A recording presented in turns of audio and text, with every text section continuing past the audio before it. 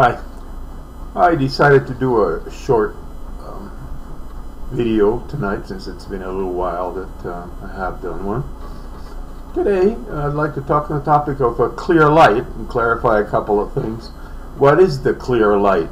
If you have studied or thought about Buddhism, you probably have heard that term and perhaps understand what it refers to, perhaps not. And that's what I want to clarify. It's, I think, fairly important for practice, also for considerations after death, the experience after death, the Bardo. It's described in the Bardo Todo, the book of Tibetan, so-called Tibetan Book of the Dead, and some other works like that.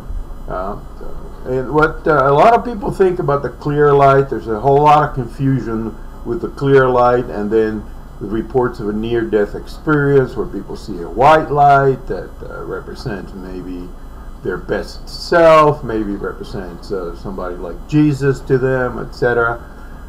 There's no white light involved in the word clear light. What clear light really means is just the clear light of awareness. Described as a light because it illuminates creation, existence, not creation. That's not a Buddhist term, obviously. Illuminate appearance. Because the mind is two things, basically. One is it's empty on a substantial nature, and yet it's cognitive, it's clear lucidity, it's lucid, it perceives, it's aware, and also has, bears the feelings and the qualities of Buddhahood. So the term clear light really refers just to pristine awareness. It could be called wisdom mind, could be called Buddha nature. In the context of clear light, it's yogic.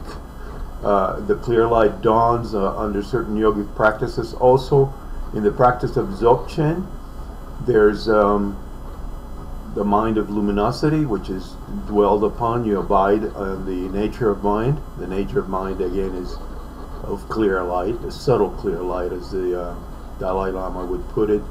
And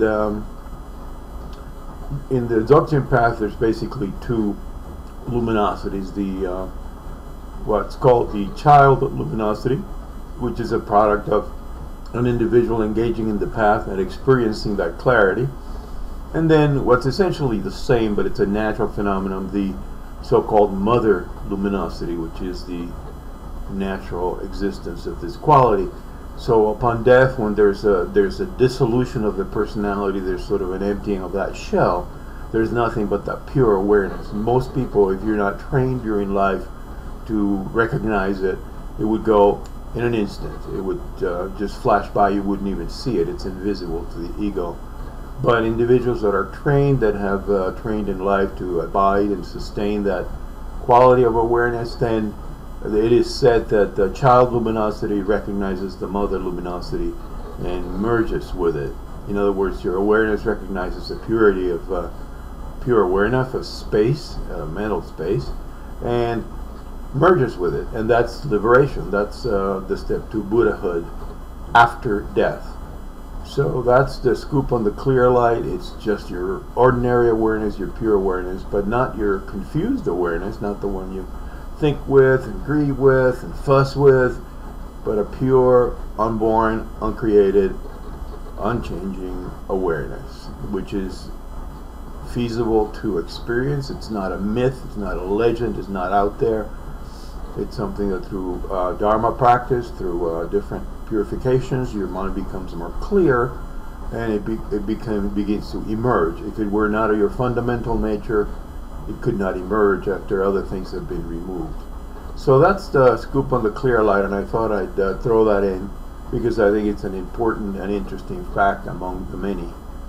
So have a good day and good practice.